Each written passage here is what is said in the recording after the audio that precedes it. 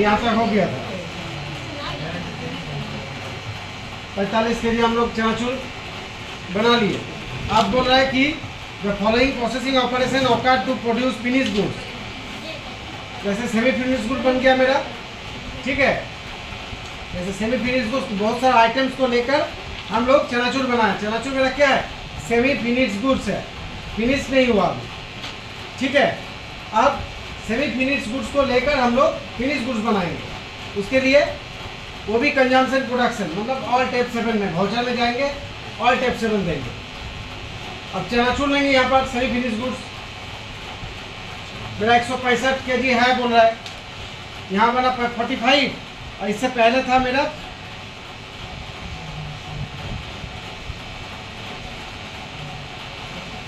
120 और 45, 165 ठीक है। मेरा बैलेंस शीट में जो था पिछले प्रीवियस ईयर में 120, और अभी हम लोग प्रीवियस क्लास में कितना चनाचूर प्रोड्यूस किया 45 kg, इसीलिए यहाँ पर स्टॉक में कितना दिखा रहा है 165। अब यही चनाचूर को लेकर हम लोग पैकेटिंग करेंगे, मतलब फिनिश गुड्स बनाएंगे। तो चनाचूर को लो, रॉ मटेरियल मेरा अभी चनाचूर हो गया। गोडाउन कौन सा गोडाउन से लेना है, ST2 से, जो अभी रिसेंट बना है, ठीक है। उसको ले लो। कितना लेना है, 10 kg लेना है, क्वांटिटी 10, रेट कुछ नहीं। अब बनेगा क्या, टेस्टी 100 ग्राम, 50 पैकेट बनेगा। कौन सा गोडाउन में रखेंगे, ST2 में 50 पैकेट। कोई एक्स्ट्रा एडिशनल कॉस्ट है, पैकेजिंग कॉस्ट है, बोल रहा है पैकेजिंग हो रहा है, इसीलिए पैकेजिंग कॉस्ट और इसी करके बना लेंगे पैकेजिंग कॉस्ट।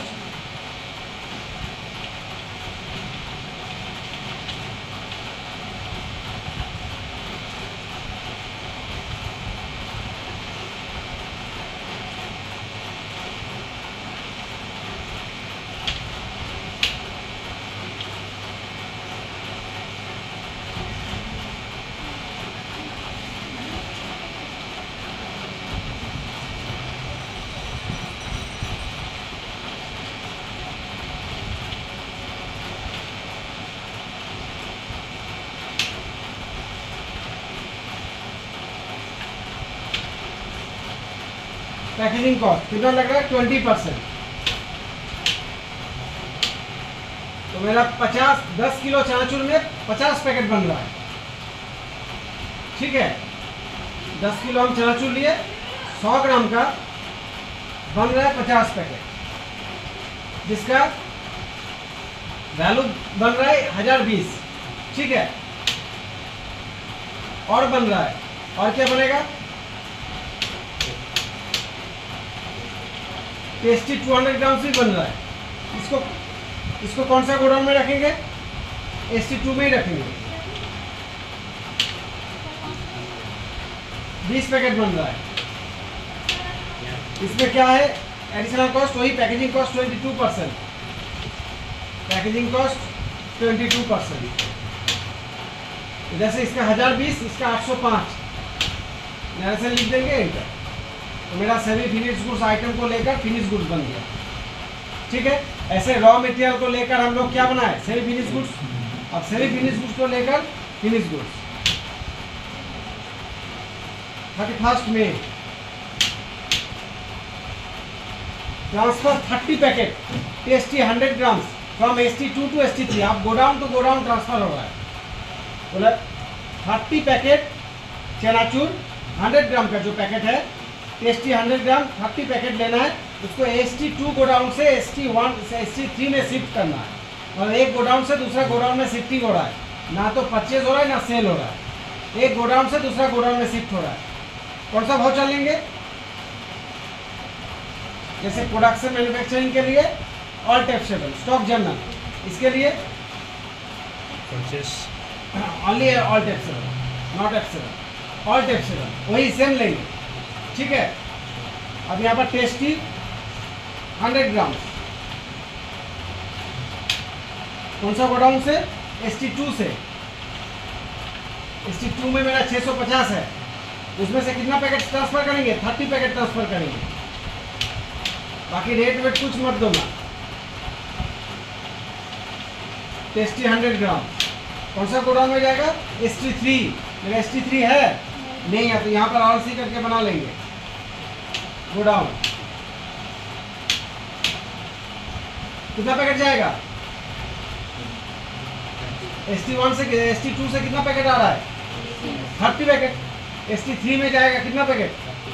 30 जाएगा, ठीक है। ट्रांसफरिंग में कुछ बोल रहा है, ट्रांसफरिंग में कुछ एक्स्ट्रा चार्जेस लगा है? नहीं लगा। Additional cost end of list, enter enter enter. ये हो गया गोडाउन टू गोडाउन ट्रांसफर, एक गोडाउन से दूसरा गोडाउन में कैसे शिफ्ट किया जाता है। इसमें एडिशनल कॉस्ट नहीं है इस ट्रांजेक्शन में। हो सकता है तुम लोग अगर प्रैक्टिकल लाइफ में जब करोगे ट्रांसफर लग सकता है, लेबर कॉस्ट, लोडिंग अनलोडिंग। मतलब इस गोडाउन में मटेरियल को व्हीकल में लोडिंग करना तो उसका लेबर चार्जेस या लोडिंग चार्जेस, फिर जिस जहाँ पर जाएगा वहाँ पर अनलोडिंग चार्जेस, ये सब लग सकता है। इस एंट्री में नहीं है। अब बोले 1/6 वाउचर का डेट दो, F2 1 जून, डेट चेंज कर लिए। 5 kg ऑफ बेसन इज डैमेज इन ST1। बोले ST1 में मेरा बेसन है 5 kg जो खराब हो गया, मतलब डैमेज हो गया। मतलब मान लो 55 kg है बेसन, 5 kg खत्म, 50 kg। मतलब ये जो 5 kg मेरा लॉस हुआ, ये तो ना सेल किए ना परचेज किए ना कुछ। इसका एंट्री कैसे दिखाएंगे? ये तो स्टॉक का आइटम घट रहा है, तो मतलब जितना स्टॉक था उससे घट रहा है। मेरा अभी ये स्टॉक देखेंगे अभी, तो मेरा देखो स्टॉक कितना है बेसन का। देखने के लिए क्या करेंगे? F5। अब बेसन देखो कितना है मेरा? 170, ठीक है। वो ग्रुप वाइज आएगा S, ठीक है। और टेलीफॉर्म देखो मेरा ग्रुप वाइज आएगा। रॉ मटेरियल इतना, इतना सिर्फ आइटम वाइज दिखाएगा।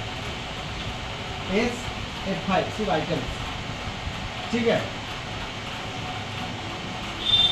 तो मेरा बेसन कितना है? 5 kg जो बेसन है ST1 में, वो 5 kg बेसन डैमेज हो गया।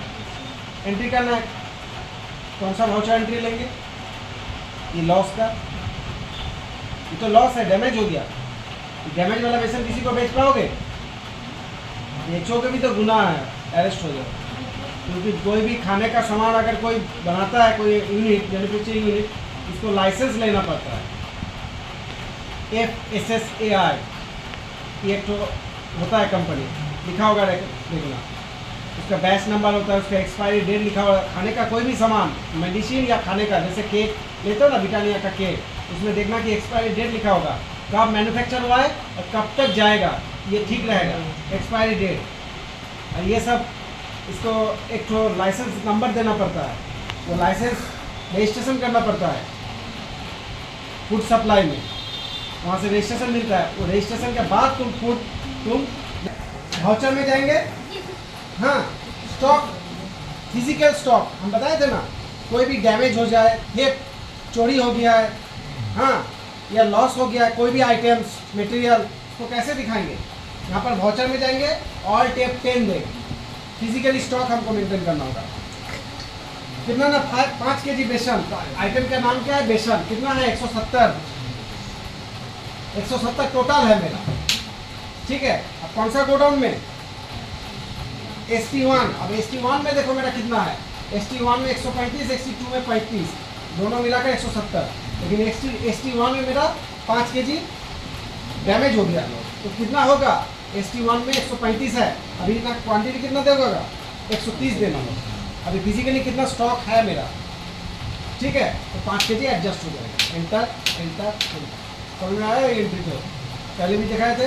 जो फिजिकली स्टॉक है, मान लो 135 है, 5 kg खत्म, डैमेज। फिजिकली स्टॉक कितना है तब?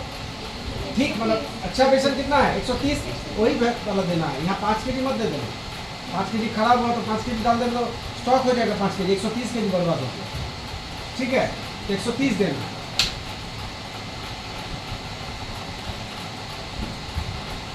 फिर से 2 6 को 10 kg चना is found shortage in ST2। फिर से ऑल्टेक 10 चना लेना है हमको, टोटल 60 kg है ST2 में। वही तो फिजिकल स्टॉक, ऑल्टेक 10 और फिजिकल स्टॉक वाउचर तो लाने के लिए ऑल्टेक 10। ठीक है, ST2 में मेरा 7 kg है, यहाँ पर 10 kg शॉर्टेज है फाउंड। हाँ, यहाँ 50 kg देना है। ठीक है, यहाँ से लिखना है, एकदम जरूरी है लिखना। फिर से transfer 30 packet masala from ST2 to ST1। फिर से गोडाउन टू गोडाउन ट्रांसफर हो रहा है। ऑल टेप 7 मसाला ST2 175 पैकेट है टोटल, यहाँ पर 30 पैकेट हमको ट्रांसफर करना है। चना गोडाउन करना, ST1 में ट्रांसफर होके जा रहा है। ST1 में फिलहाल कुछ भी नहीं है, यहाँ से वहाँ चला जाएगा 30 पैकेट। ठीक है, क्वांटिटी 30 पैकेट। और यहाँ हाँ रेट यहाँ पर कुछ मत रेट देना, वो अपने आप ले लेगा। यहाँ पर ट्रांसफरिंग में कुछ एडिशनल कॉस्ट नहीं लगा। Enter. The following processing operation occur to produce finish goods. फिर से फिनिश गुड्स प्रोडक्शन हो रहा है, तो फिर से ऑल टेप 7। ठीक है, ये हो गया 2 7 को। सेमी फिनिश गुड्स ले लो, चनाचूर फिर से 20 kg। कौन सा गोडाउन में रखेंगे? ST2 से लेना है, ST2 से 20 kg। यहाँ पर क्या बनेगा? टेस्टी 100 ग्राम 200 पैकेट बनेगा। कौन सा गोडाउन में रखेंगे? ST3 में 200।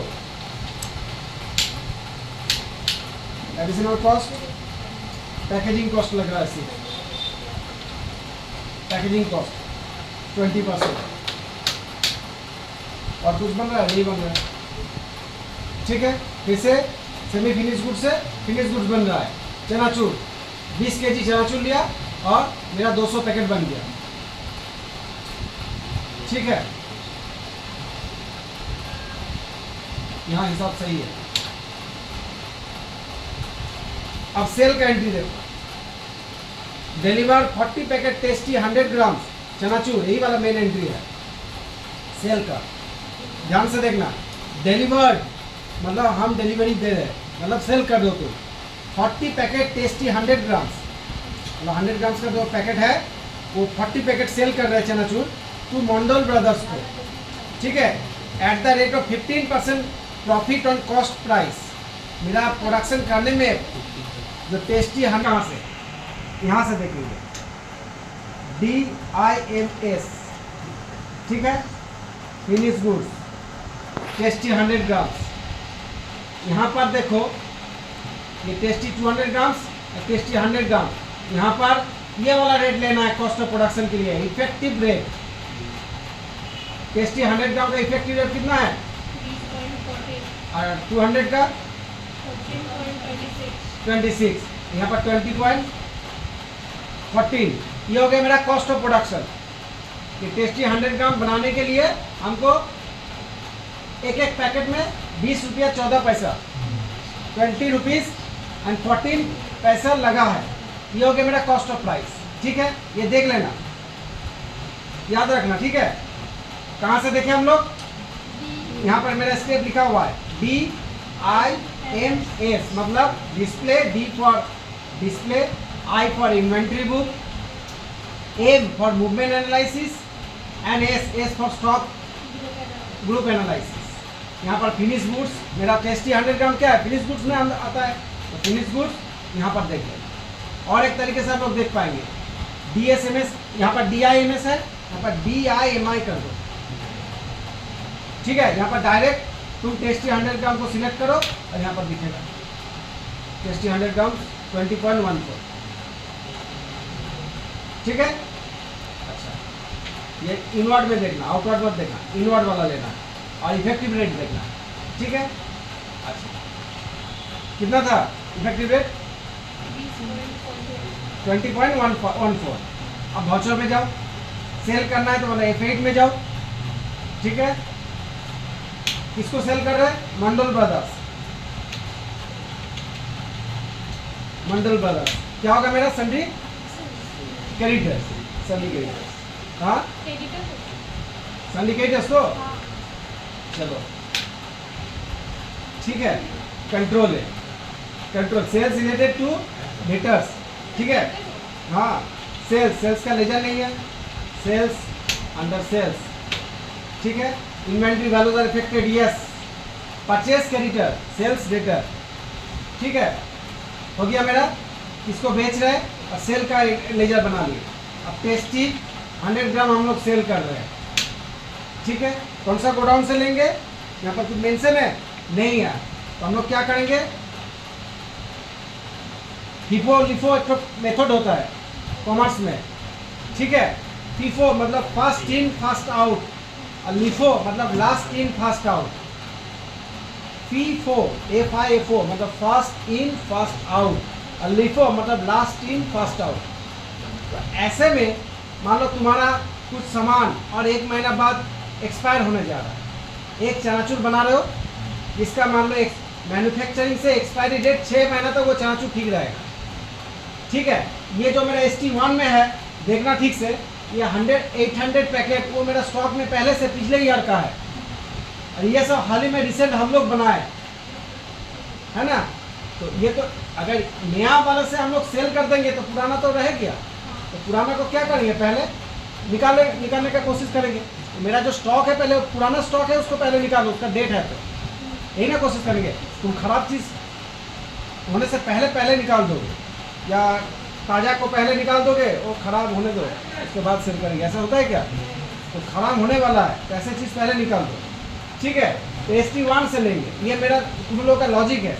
ऐसा नहीं कि कोई भी एक चूज़ कर लिया, देखो कि मेरा कौन सा पुराना स्टॉक में है, पुराना का एक्सपायरी है, तो तुम पहले पुराना स्टॉक से खरीद करो। तो ST1 में मेरा पुराना वाला स्टॉक है, यहाँ से कितना सेल करेंगे? ST 100 ग्राम 40 पैकेट, तो 40 पैकेट। रेट क्या होगा सेल करने का? ये बता दिया है कि 15% ऑफ कॉस्ट ऑफ प्राइस, ठीक है, कॉस्ट ऑफ प्रोडक्शन। यहाँ पर कैलकुलेटर ऑन कर लो, क्या होगा कैलकुलेटर का शॉर्टकट? Control N। सोनम को देखो याद है, कंट्रोल N, देखो कंट्रोल N दिया, कैलकुलेटर ऑन हो गया, ठीक है। यहाँ पर 20.14 मेरा कॉस्ट ऑफ प्रोडक्शन था आइटम का, इसके ऊपर मेरा 15% ऐड करना होगा, तो प्लस 20.14 इंटू 15%, यही ना होगा? 20 रुपया और 14 पैसा, 20 रुपीज़ और 14 पैसे, प्लस 20 रुपीज़ उसके ऊपर 15%, जो होगा वो 20 रुपये से ऐड हो जाएगा। तो मेरा कितना बना? तो 23.16 ये लेंगे हम लोग, ठीक है। स्टेप करो, 23.16 ये हो गया मेरा कॉस्ट ऑफ सेल पर आइटम का, ये मतलब ये आइटम का पर पैकेट का। हाँ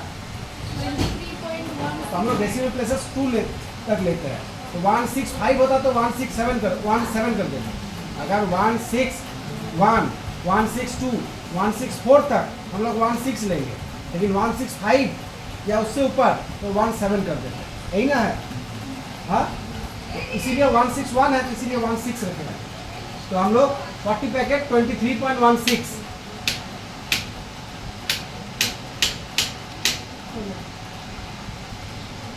ठीक है। ऐसे करके कॉस्ट ऑफ प्रोडक्शन देखना है, DIMI या DIMS से उसका इफेक्टिव रेट देखना है। इनवर्ड का इफेक्टिव 4 इंटू 15% कितना हो रहा है?